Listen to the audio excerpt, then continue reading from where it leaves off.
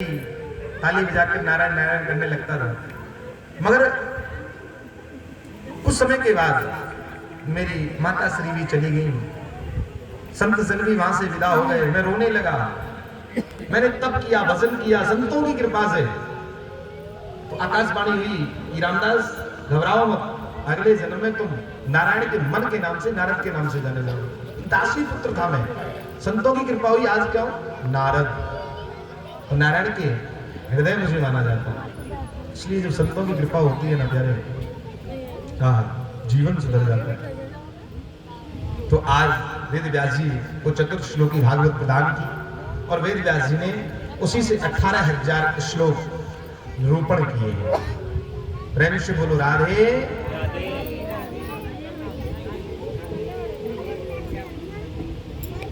बोलो बांके बिहारी लाल की जय, श्री ठाकुर जी महाराज की जय। अब जब 18,000 मंत्रों का निरूपण किया तो इतना सुंदर ग्रंथ, सुनने वाला भी कोई सुंदर होना चाहिए, अच्छा होना चाहिए। तो बोले कि प्रभु मैं श्रोता किसको देखूं? बोले आपके पुत्र से बढ़कर के कोई श्रोता हो सकता है कि जो जन्म लेते ही चले गए? बोले मगर वो तो माया से परे, उनको कैसे लाऊं? बोला एक श्लोक ही काफी है उनको बुलाने के लिए।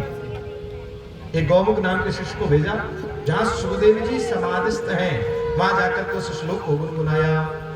अहो वकीय स्तन काल कूटम जिघ्रां सयाप यदा विषादवे लेभे गतिं धातृ चिंतां ततो अन्यं कं वा दयालुं शरणं व्रजेम। अहो वकीयम, अहो माने देखिए, ओ देखिए, अहो वकीयम, अहो माने ओ देखिए, जो पूतना, अहो वकीयम स्तन काल कूटम, देखो जो पूतना अपने स्तनों पर कालकूट नाम का विष लगा करके आई है। जिघ्रां सयाप यदा प्रसादवी, और ऐसी भावना लेकर के आई है कि मैं कृष्ण को मार दूंगा। और पूतना ने कृष्ण को जब अपने स्तनों से लगाया, कालकूट नाम का विष पान कराया, तो भगवान श्री कृष्ण सोचने लगे हैं। श्लोक कहता है भगवान श्री कृष्ण सोचने लगे, पूतना चाहे जैसी है मगर ये कार्य तो माँ वाला कर रही है, मुझे स्तनों से लगा रही है, तो मुझे इसको जो मोक्ष देना है ना वो भी माँ वाला देना है। लेवे गतिम धातु चिंताम, उसके अवगुण को ना देखते हुए एक गुण पर कृष्ण रीझ गए। लेवे गतिम धातु चिंताम कम वा दयालुम शरणं व्रजेमा। देखो जो गति माता यशोदा को प्रदान करानी थी, वो गति भगवान श्री कृष्ण ने पूतना को प्रदान करा दी। तब कहा कम वा दयालुम शरणं व्रजेमा, इनसे कोई दूसरा दयालु भगवान हो ही नहीं सकता। प्रेम से बोलो राधे राधे। यार एक बात याद रखिएगा, अगर कृष्ण हमारे अवगुण को देखने के आ जाए ना, कभी हमें ठाकुर जी नहीं मिलेंगे। आप ही देखो कि आपके अंदर कैसा अवगुण है, या क्या अवगुण है आपके अंदर, और क्या अवगुण किए हैं आपने। मगर भगवान मेरे श्री कृष्ण किशोरी जी आपके अवगुण को नहीं देखते।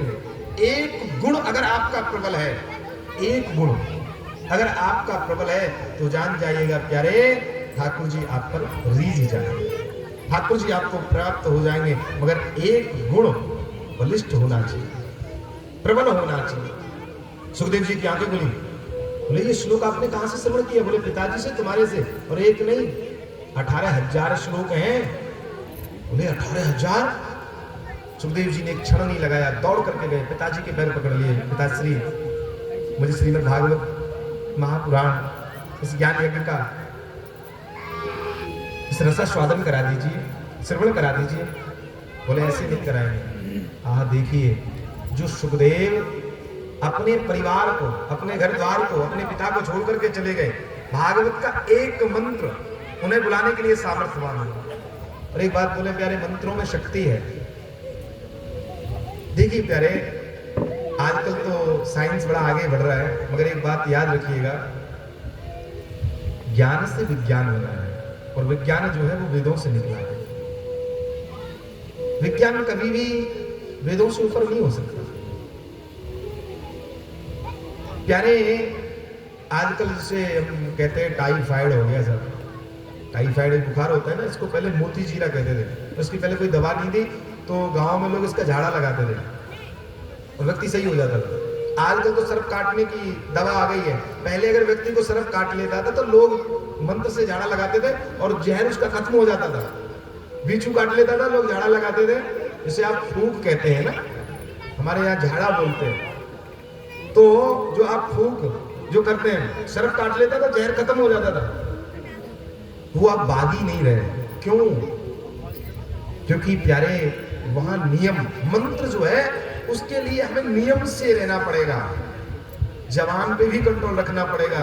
मगर आजकल तो बाजार में निकल जाए, चलो पानी पूरी तो खा ही ले, वहां बड़ा परहेज है। जैसे अभी डॉक्टर अगर अपनी विद्या ग्रहण करता है, सीखता है, तो उसका कुछ नियम है ना, ऐसे ही तो डॉक्टर नहीं बनता ना। मंत्रों में आज भी कमी नहीं है, हमारे तुम्हारे अंदर कमी है। मंत्र तो आज भी वही है प्यारे, मगर उनके लिए परहेज से रहना पड़ेगा। प्यारे, सुखदेव जी ने से कहा कि आपको परीक्षा देनी पड़ेगी। बोले कहा